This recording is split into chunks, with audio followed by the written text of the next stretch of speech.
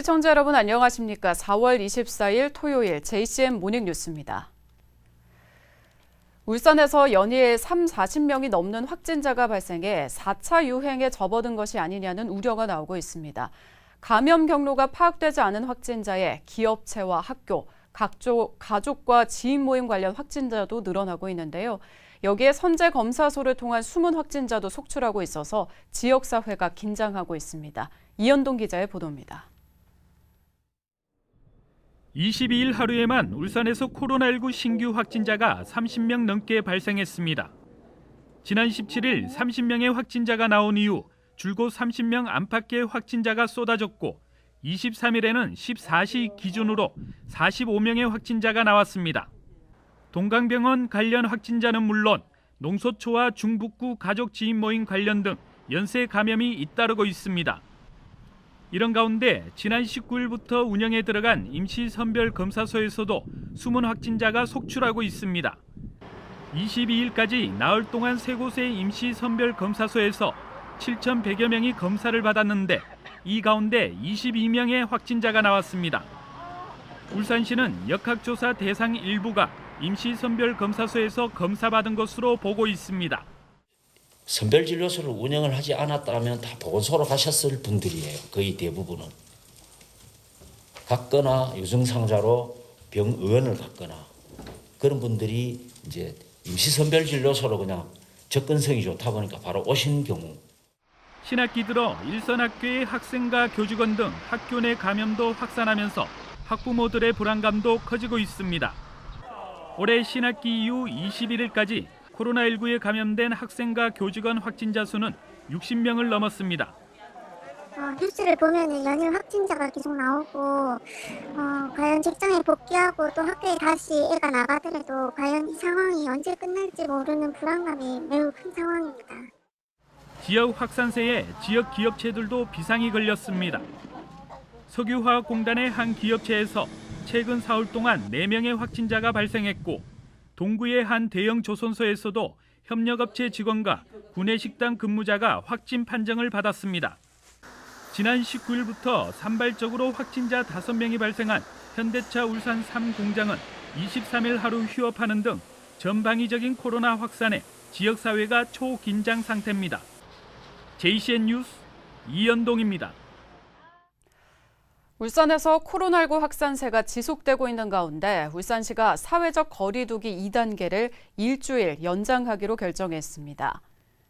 울산시는 4월부터 시작된 확산세가 좀처럼 잡히지 않고 다양한 경로로 확산됨에 따라 사회적 거리 두기 2단계를 26일 0시부터 5월 2일 자정까지 일주일간 연장 시행한다고 밝혔습니다. 이에 따라 유흥시설과 실내체육시설, 노래연습장 등 다중이용시설은 밤 10시까지만 운영이 가능하고 식당과 카페는 밤 10시 이후에는 포장과 배달만 가능합니다. 울산시는 문수축구경기장과 동천체육관 보조경기장, 범서생활체육공원 등 3곳에서 무료 선별검사소를 운영 중이라며 시민들이 검사를 받을 것을 당부했습니다.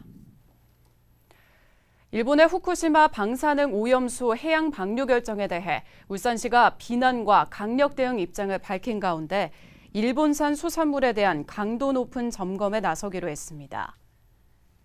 울산시는 5개 구군과 합동으로 오는 26일부터 다음 달 12일까지 3주 동안 일본산 수산물의 원산지 표시 특별 점검을 실시하기로 했습니다.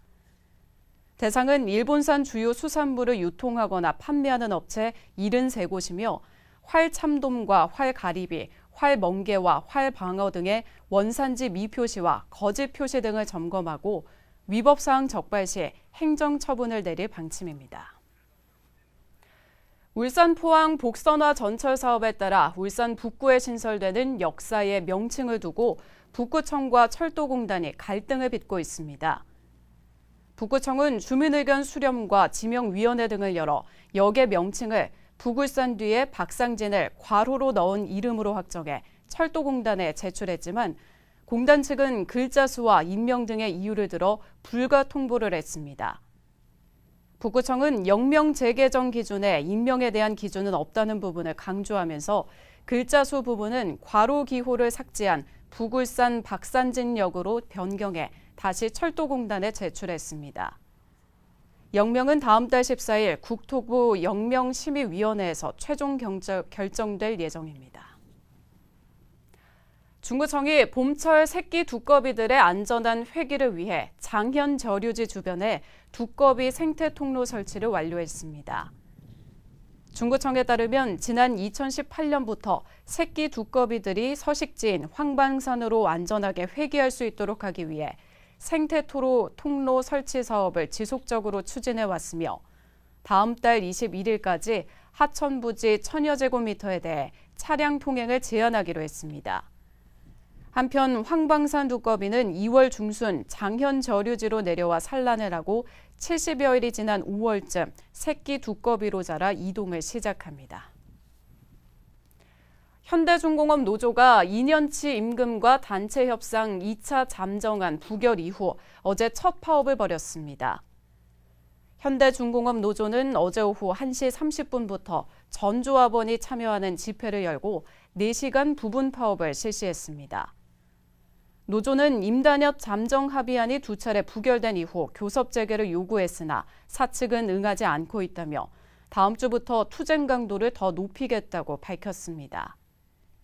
이에 대해 회사 측은 성급한 교섭 재개에 앞서 노사 간의 공감대를 만드는 것이 우선돼야 하며 특히 코로나19 확산 속에 방역 지침을 어기고 무리하게 파업을 하는 것이 안타깝다는 입장을 보였습니다.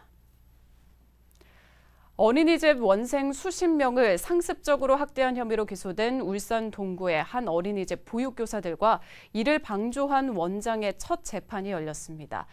이들은 법정에서 공소 사실을 인정했지만 법정 밖에서는 혐의를 부인하거나 묵묵부답으로 일관했습니다. 피해 원생 학부모들은 엄벌을 호소하는 시위를 했습니다. 구현희 기자가 보도합니다. 점심시간. 밥을 먹지 않고 앉아있는 한 아이를 잡아 끌더니 내던지고 서툴게 옷을 입는 아이를 세게 잡아당기더니 머리를 힘껏 눌러버립니다. 울산 동구의 한 어린이집 보육교사 2명은 CCTV가 있는데도 원생 20여 명에게 상습 학대를 가했습니다. 검찰이 아동학대 혐의로 이 어린이집 보육교사 2명과 이를 방조한 혐의로 원장을 기소한 지 한 달 만에 첫 재판이 열렸습니다. 피해 아동 학부모들은 엄벌을 촉구하는 피켓 시위를 벌였습니다. 실제로 알려진 것보다 더 많은 어떤 학대의 정황들이 있고 더 이상의 아동 학대로 인한 피해 부모 또 피해 가족이 나오지 않도록 엄벌하는 이런 사회적 분위기를 만들어줄 수 있는 계기가 되었으면 좋겠습니다. 구속된 보육교사 A씨는 밥을 잘 먹지 않는다는 이유로 6살 아이를 발로 밟거나 배 부위와 멱살을 잡는 등 지난해 5월부터 10월까지 15명의 아이를 120차례에 걸쳐 학대한 혐의로 기소됐습니다. 또 다른 교사 B씨도 5살 아이가 말을 잘 듣지 않는다는 이유로 20분간 벽을 보고 앉게 하는 등 지난해 6월부터 10월까지 8명의 아이를 19차례 학대한 혐의를 받고 있습니다. 혐의 다 인정하시나요? 학대 왜 하셨어요? 보육교사 2명과 원장의 변호인 측은 공소 사실을 대부분 인정했습니다. 하지만 법정에서 혐의를 인정하던 원장은 법정 밖에서는 혐의를 부인했습니다. 혐의 인정하시나요? 아니요.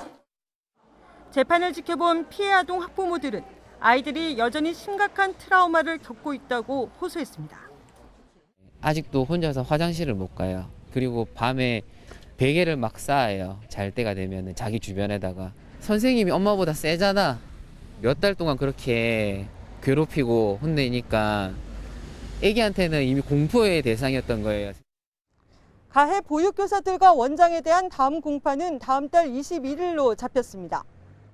재판부는 다음 재판을 결심 공판으로 열고 피해 아동 학부모에 대한 증인 신문과 증거 조사를 한 뒤 재판을 종결하기로 했습니다. JCN 뉴스 구현입니다. 울주군 태화강 생태관이 올해 태화강산 다슬기 20만 마리를 생산해 방류합니다. 태화강 생태관 측은 무분별한 채집 등으로 자원량이 크게 줄어든 태화강 다슬기 자원 조성을 위해 다음 달 태화강 다슬기 종자 20만 마리를 생산해 오는 9월쯤 태화강에 방류한다고 밝혔습니다. 태화강 생태관은 앞서 지난 2019년에 10,000마리, 지난해에는 10만 마리의 다슬기 종자를 생산해 방류한 바 있습니다. 중구청이 최근 지역 내 청소년 시설 3개소에 여성 위생용품 무료 자판기를 설치했습니다.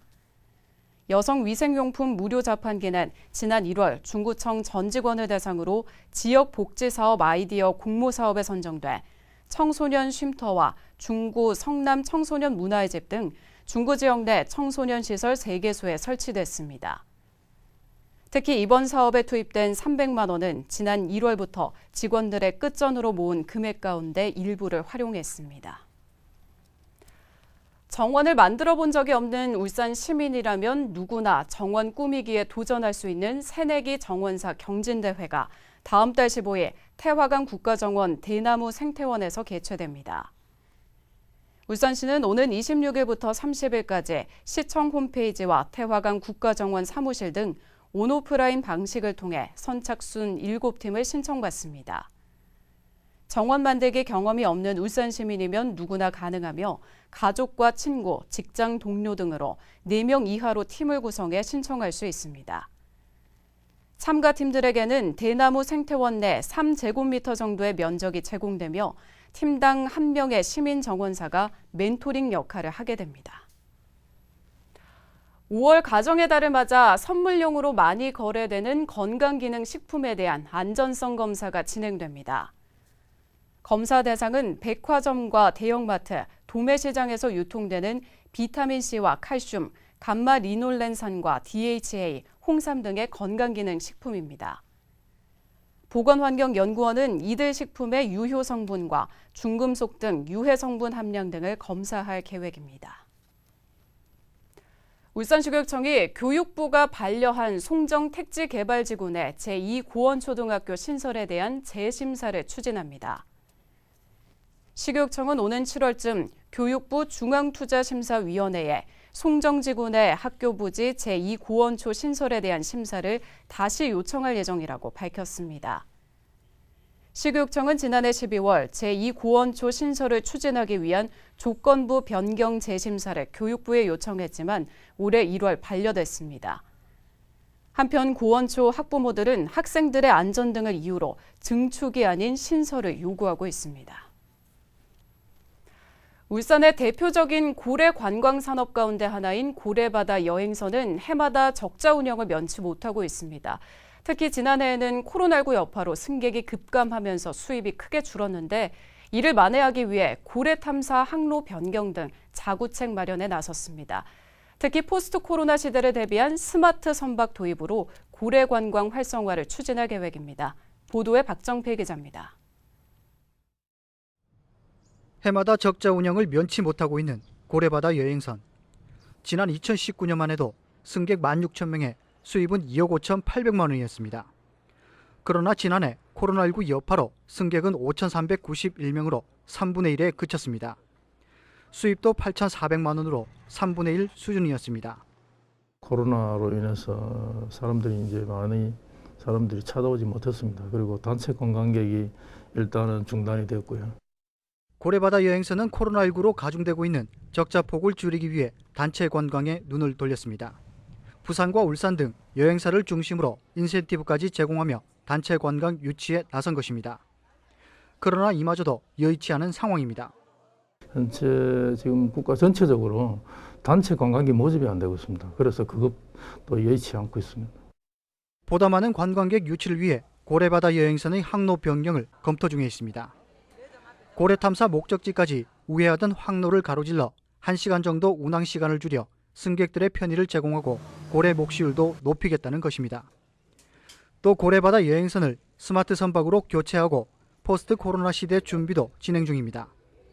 2023년 4월 스마트 선박이 도입되면 울산의 고래 관광 활성화가 될 것으로 기대하고 있습니다.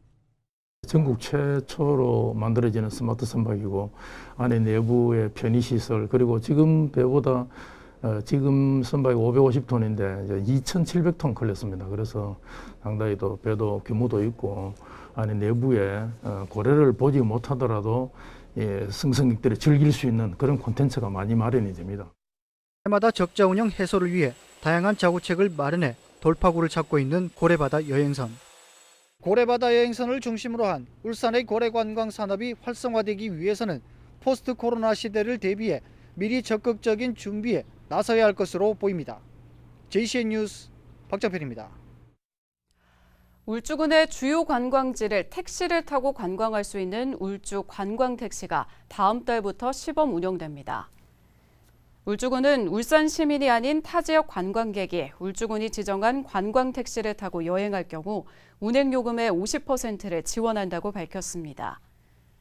운행 코스는 천전리각석과 반구대 암각화를 둘러보는 울주 시간의 기록과 대운산 치유의 숲과 간절곶을 둘러보는 울주 웰리스 바람 등 모두 6개 코스로 관광 시간은 4시간 혹은 8시간이 소요되며 운행 요금은 울주군이 50%를 지원해 관광객들은 시간당 10,000원에 이용할 수 있습니다. 동구 방어진항 남방파제와 북방파제가 야간에 다양한 색상의 불이 밝혀지는 오로라 방파제로 탈바꿈됩니다. 동구청은 3억 원을 들여 길이 670m가량의 방파제 난간에 LED 조명을 설치하고 바닥에는 스텝등과 석재 벤치를 설치하는 공사에 착공했습니다. 동구청은 다양한 색상의 조명으로 이색적인 야간 경관을 연출해 방문객들의 발길을 유도할 계획입니다. 방파제 조명 공사는 다음 달 20일 완공될 예정이며 공사가 완료되면 방어진항 관광루트 거점시설 조명 사업과 어우러져 방어진항이 울산을 대표하는 야간 명소가 될 것으로 기대되고 있습니다. 울산 쇠부리 복원사업단이 제7차 울산 쇠부리 제철기술 복원 실험에 나섭니다. 북구문화원과 복원사업단은 오는 9월까지 원료 준비와 가마 보수 등을 거쳐 10월쯤 쇠부리 제철기술 복원 실험을 할 계획입니다. 북구청은 지난 2016년부터 고대 원통형 재련소를 이용한 제철 작업을 쇠부리 축제 기간에 선보여 왔으며 국내에서는 처음으로 전통 제철 기술을 완벽히 재현해내는 성과를 거두고 있습니다.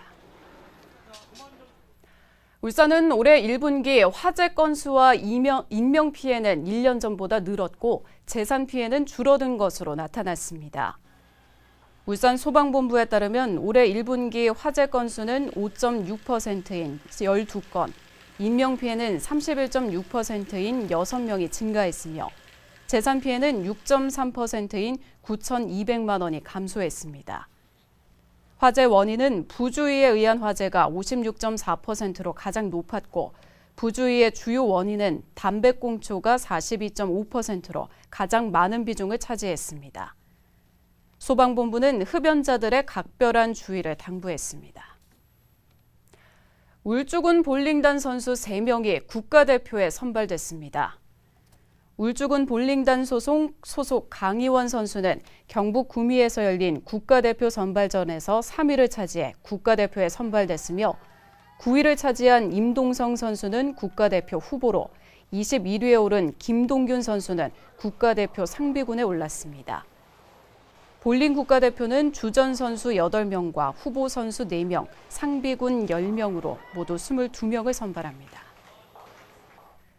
울산시가 외국인 주민들의 커뮤니티 활성화를 위해 활동비를 지원하기로 했습니다. 울산시는 올해 외국인들의 문화와 예술, 체육과 전시, 축제 등을 지원하기 위해 커뮤니티 신청을 받기로 했으며 한 곳당 최대 160만 원의 활동비를 지원한다고 밝혔습니다. 활동비는 커뮤니티가 주최하는 행사를 위한 시설과 장비, 물품과 강사료 등에 사용할 수 있습니다.